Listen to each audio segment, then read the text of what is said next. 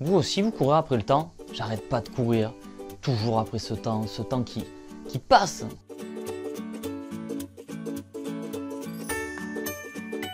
Salut, c'est Serge de Passion e-commerce. Aujourd'hui, on va parler du temps. Vous savez, ce temps qui file à une allure pas possible. Je ne sais pas si vous êtes dans le même cas que moi, mais voilà, en ce moment, vraiment, j'ai l'impression que le temps passe vite et je n'arrive pas à le rattraper. Donc, on va faire un petit topo sur tout ça. Mais avant de commencer la vidéo, vous le savez, comme d'habitude, si vous n'êtes pas abonné à la chaîne, n'hésitez pas à le faire pour recevoir les prochaines vidéos. Alors oui, aujourd'hui, avant de rentrer dans le détail, je voulais vous dire aussi que ça y est, j'ai enfin retrouvé mon studio parce que la clim est installée, j'ai pu un peu réaménager tout ça, donc je suis dans un bureau un petit peu plus confortable, un studio. Donc voilà, plutôt sympa, plutôt agréable, super content de retrouver le confort du studio que j'avais pour vous faire des vidéos. Donc en plus de ça, c'est vrai que j'ai un petit peu fait moins de vidéos ces derniers temps. Donc je vais essayer d'être un petit peu plus régulier pour vous apporter un peu plus de contenu. Donc oui, sujet d'intro, le temps qui court, le temps qu'on n'arrive pas à rattraper. Si vous êtes un e-commerçant accompli, un e-commerçant, un vrai qui gère tout de A à Z, un petit peu le e-commerçant homme orchestre, comme on l'est en général quand on débute. Quand on débute, on s'occupe un petit peu de tout et au fur et à mesure, on arrive à déléguer les tâches et retrouver un petit peu plus de temps. Un petit peu comme je suis en train de découvrir ces derniers mois, on va dire même. Ça fait à peu près, on va dire, 6 mois ou 8 mois, je ne sais plus exactement, que j'ai créé cette chaîne et que j'ai décidé de prendre un petit peu plus de temps pour moi parce que mes sites e-commerce me le permettaient. Et c'est vrai que je vais vous faire un petit constat de ce qui m'est arrivé pour que vous compreniez bien que le temps est compliqué à gérer. C'est-à-dire que les premiers mois où j'ai pris du temps pour moi, c'est-à-dire que je suis quasiment passé à mi-temps déjà de une pour créer cette chaîne et aussi pour relâcher des années. Comme vous le savez, ça fait 10 ans que je suis dans l'e-commerce. Là, vraiment, j'ai apprécié le fait de me dire je souffle. Bon, enfin bref. Les premiers mois ont été hallucinants parce que j'avais du temps plus que ce qu'il ne m'en fallait. Et quand vous êtes une personne qui est assez occupée, bizarrement, quand vous vous retrouvez avec du temps, eh ben, vous ne savez pas trop quoi en faire. Vous partez un petit peu dans tous les sens. C'est un petit peu comme un retraité. C'est rigolo de dire ça, mais quand on voit les retraités qui ne savent pas trop quoi faire, ils vont au café, après ils regardent la télé, ils vont à la pétanque. Enfin, c'est compliqué, ils ne savent pas trop quoi faire de leur journée. Et c'est exactement ce qui m'est arrivé. J'avais du temps, je ne savais pas trop quoi faire de mes journées. J'ai fait des trucs que j'avais envie depuis des années, profiter, passer des journées tranquilles. Mais il est arrivé un moment où quand même je tournais en rond et où il a fallu que je me rajoute des petites tâches. Tout ça pour en revenir où 6 mois après, 6 mois après, je me retrouve aussi submergé qu'avant à courir après le temps. C'est quand même dingue de se dire je prends du temps pour moi et au bout de 6 mois de se rendre compte que oui, finalement on a rempli nos journées, on a comblé le vide par des objectifs. Alors je ne pense pas que toutes les personnes soient faites comme moi, moi je vous parle de mon expérience à moi. J'aime beaucoup me mettre des objectifs pour pouvoir avancer dans la vie, je me mets l'objectif, je débloque le temps nécessaire pour atteindre cet objectif. D'ailleurs, peut-être qu'un jour je ferai une vidéo sur mon organisation, sur comment je m'organise. Et tout ça pour vous dire quoi? J'ai perdu le fil. Tout ça pour vous dire que, oui, au bout de 6 mois, je me rends compte que je cours encore après le temps. Et je me dis, c'est pas normal. C'est pas normal. Mon train de vie n'a pas changé. Mon train de vie financier n'a pas changé. Mis à part le fait que j'ai un peu plus de temps, rien n'a changé.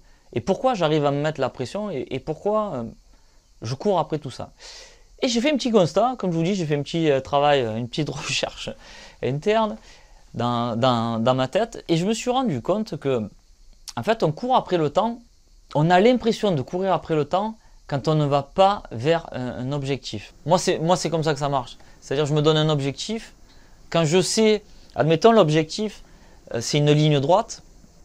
Et quand je sais que voilà, j'ai la journée pour arriver à atteindre cet objectif, et quand je sais qu'entre-temps, j'ai un coup de téléphone, hop, ça me fait perdre du temps, allez, je me remets dedans.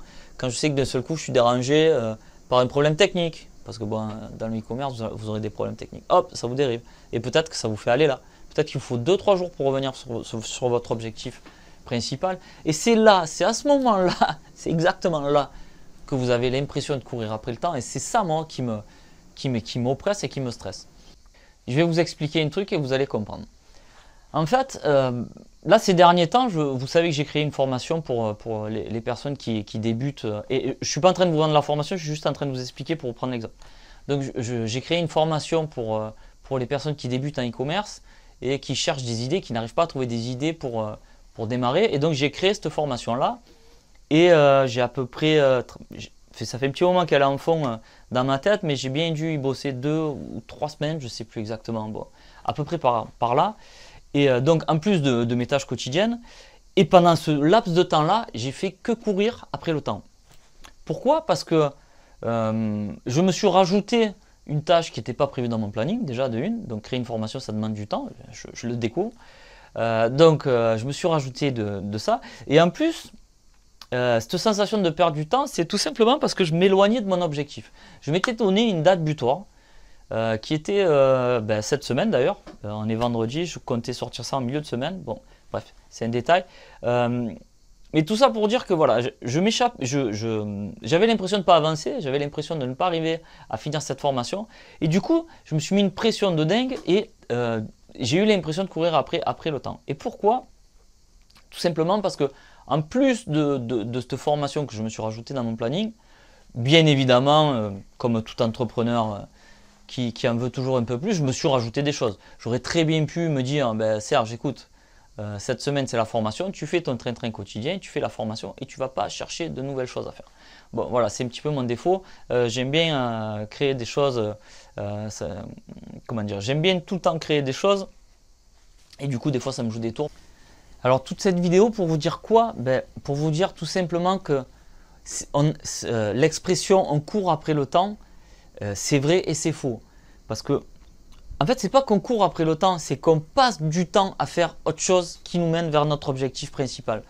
Donc même si demain vous vous retrouvez avec, comme moi, avec du temps en plus, mais que derrière vous perdez du temps sur d'autres trucs, c'est-à-dire voilà, vos potes.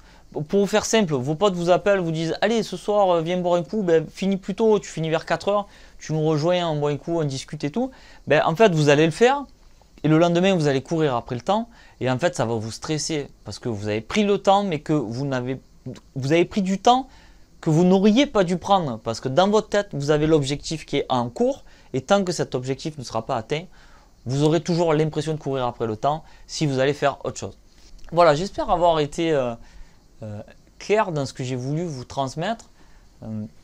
Le temps est un sujet très complexe, on pourra l'aborder sur différents thèmes, mais là ce que je voulais vous dire, voilà, c'était que même si on a du temps, on peut quand même être stressé. Voilà, la conclusion en fait elle est là, et que le temps c'est précieux, et qu'il faut se mettre des objectifs dans le travail, mais aussi il faut se mettre des objectifs dans la décompression. Là on est le week-end, c'est la veille du week-end, prenez le temps de vous reposer, c'est aussi important.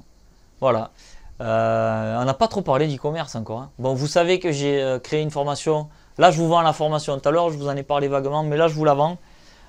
J'ai créé une formation pour tous les entrepreneurs qui aimeraient se lancer, qui sont entrepreneurs dans leur tête, mais qui sont encore salariés. Donc, si vous êtes encore salarié et que vous voulez vous lancer dans l'e-commerce, écoutez, j'ai créé une formation pour vous qui vous aidera à trouver une idée de produit à vendre sur Internet, en e-commerce. Et surtout de valider cette idée, parce que peut-être que vous avez une idée en tête, mais qui ne correspond pas à la réalité du marché. Donc la formation est divisée en 3 modules. Premier module, je vous aide à être créatif, à aller chercher au fond de vous comment trouver de bonnes idées. Je vous donne un petit peu mes méthodes. Et voilà, c'est à vous de chercher à être créatif, mais vous verrez avec les petites méthodes que je vous donne, ça va aller tranquillou bilou. Deuxième module. Là par contre c'est l'aspect plutôt réassurant, c'est-à-dire qu'on va passer cette idée à la moulinette, on va passer plusieurs étapes et on va valider au fur et à mesure si votre idée est valable. Et après troisième module, si votre idée est valable qu'à moitié, on peut quand même peaufiner pour l'améliorer et la rendre enfin rentable. Et si vous avez apprécié cette vidéo, vous pouvez laisser un j'aime, vous pouvez laisser un commentaire pour donner votre avis et je me ferai un plaisir d'y répondre. Sur ce, je vais vous souhaiter de bonnes ventes. Bye bye.